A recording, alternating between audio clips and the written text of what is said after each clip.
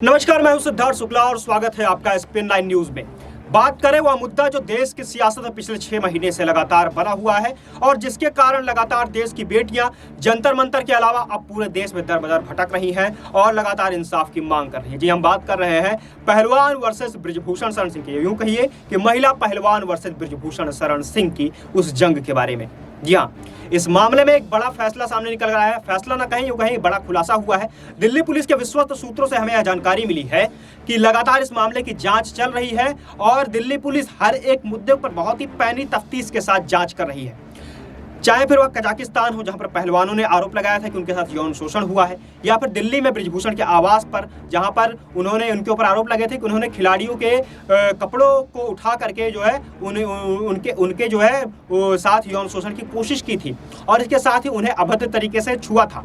ये सारी बातों का लगातार जांच चल रहा है और इस जांच की सबसे अहम कड़ी जो नाबालिग पहलवान है, जिसके उम्र के बारे में लगातार कयास लगाए जा रहे हैं, तो कई बार जो है संभावनाएं भी शक के साथ बनी हुई हैं, इसकी भी पुलिस लगातार जांच कर रही है। और यह जांच करके मामले में यह जांच में सामने आ रहा है कि कहीं उसके डॉक्यूमेंट्स में कोई छेड़छाड़ तो नहीं हुई है जिससे इस नाबालिग पहलवान को नाबालिग सिद्ध किया जा रहा है, या फिर उसकी वास्तविक उम्र क्या है, इसके बारे में भी विशेष जांच हो रही है। इसके अलावा आपको बता दें कि डेवलपमेंट इस केस में जो भी होगा, इसकी जानकारी दिल्ली पुलिस अपने आला अधिकारियों को दे रही है और छेड़खानी में गलत उम्र यदि बताई जाती है तो पहलवानों के ऊपर भी एक बार यूं कह सकते हैं कि अगर यह मामला निष्पक्ष रूप से जांच होता है तो पहलवानों के ऊपर भी अगर इस तरह से पहलवानों के खिलाफ जांच में कुछ सबूत आते हैं तो पहलवानों को भी जेल के अंदर जाते हुए देख सकते हैं। लेकिन ब्रिजभूषण के खिलाफ लगातार पहलवान बने हुए हैं और ब्रिजभूषण के ऊपर पॉक्सो के एक्ट के तहत भी धाराएं दर्ज की गई हैं। 4 नए पहलवानों की 4 नए गवाहों की सूची तैयार हुई है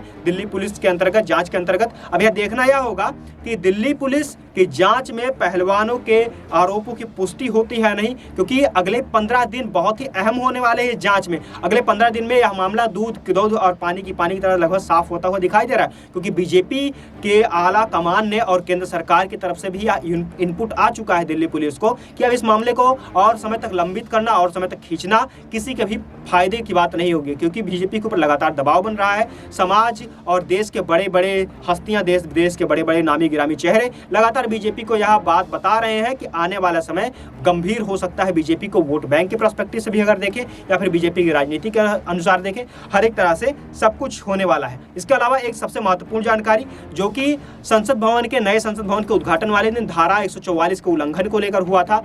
धारा 144 के उल्लंघन के बाद पहलवानों के ऊपर भी आरोप लगे थे और उनके ऊपर केस दर्ज हुआ था। अब यह मामला दिल्ली पुलिस के अंदर ही विचाराधीन है, इसके ऊपर भी जांच हो रही है। दिल्ली पुलिस लगातार पहलवानों को कह रही है कि आकर के अपना बयान दर्ज कराएं, लेकिन पहलवान इस मूड में बिल्कुल भी नहीं है। लगातार यह मामला आगे बढ़ रहा है और ऐसा देखने को मिल सकता है कि शायद इस आरोप में पहलवानों के ऊपर भी बड़ी मुसीबत आती हुई दिखाई पड़ सकती है। खैर, या तो रही पहलवानों के मुद्दे की अब तक की लेटेस्ट अपडेट। देश और दुनिया की तमाम खबरों के लिए भी जुड़े रहिए हमारे साथ और देखते रहिए हमारे चैनल को SPN 9 न्यूज।